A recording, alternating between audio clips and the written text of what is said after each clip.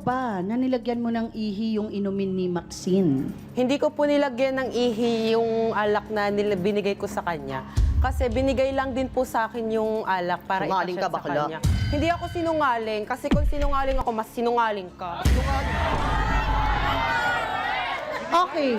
Pero ngayon lang ba kayo nagkita simula nung nangyari yon? Simulang February 14? Opo. Okay, pero naririnig mo na to na nirereklamo ka ni Maxine. Opo, sinabi rin po sa akin ng tita ko kasi yung tita ko po sinugod niya sa bahay at tinulak niya po. Kaya pagpasok ko, ginumbag ko na siya kasi hindi ako papayag ng ganon. Mas lalo na ako bakla.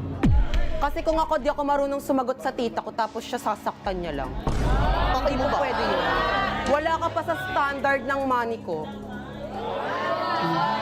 Ang dami na nga nag-ampon sa'yo eh. Nasaan ka nun nung sumugod si Maxine, JJ? Nasa kwarto ko po, natutulog po ako. Nagpapahinga. Okay, wait. Kailangan nating intindihin ha. Maxine, yung nagsabi sa yung kaibigan mo, totoo ba na ikaw ba ay naniniwala sa kanya na nagagawin ni JJ yon? Opo. Bakit? Kasi di ba sabi mo kaibigan mo si JJ? Lagi naman na po kasi kami nagtatalo minsan. Siguro dahil po dun. Pero para lagyan ng ihi, Sino nag-abot? JJ, sandali, balik lang ako ng konti. Ang dahilan mo may nag-abot sa'yo. Opo. Sino nag-abot sa'yo? At sino ba? Ba't ka nagtumatagap na nag-aabot? Pakikwento naman ng Ano konti. po kasi yan, siya na po yung shot, tapos ang layo po kasi nung alak kasi nasa ano siya, nakikipag-usap.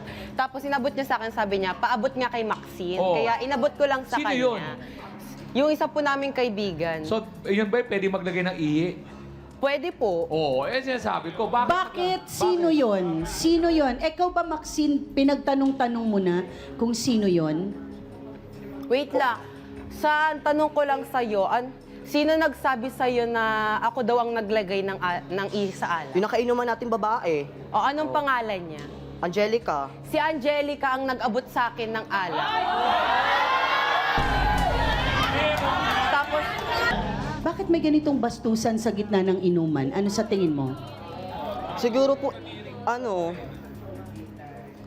tagal po kasi ako natin sa magkaibigan, hindi ko para maano gawin kasi ako sa'yo eh. yun. Tawag doon.